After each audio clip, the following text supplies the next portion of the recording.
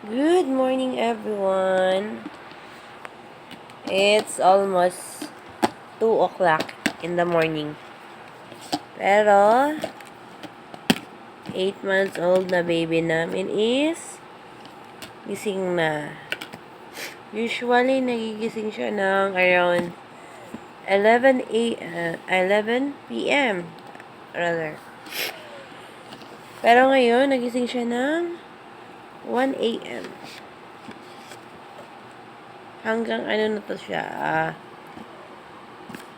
3 a.m. Ganito routine namin every day. Nakadepende kung anong oras magigising siya. Usually kasi, around 11 p.m. gising na siya. Pero ngayon, 1 a.m. siya nagising. Kaya hanggang 3 a.m. pa kami maglalaro. Hi! Go inside. Go inside. Go inside. Where are you going? Oh, you go inside. Hello, Asher. Hi, Asher.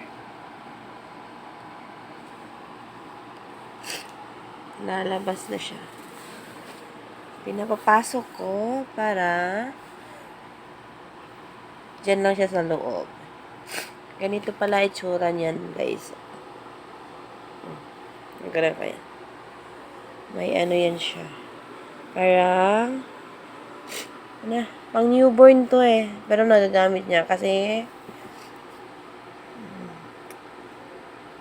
ano lang siya, maliit na bata. Usually. Alam ko is pang 18 months pa to eh. 8 months pa lang si baby kaya kasyang-kasya pa siya yan. Hello, Asher. Bye-bye, Asher. No, Asher. Asher. Ganyan lang siya kapag ginagamit. Gigamit. Kailangan mag-open. Hello, Asher. What are you doing, Asher? Hi. Huwag na kayo magtaka. Ganito talaga routine namin. Hi. No, no. No. Oh! Say bye-bye. Bye-bye. Bye-bye. No, no. No, no, Asher. Good night, guys. Ay, more night. More night, guys. Bukas ko pa ito ma-upload.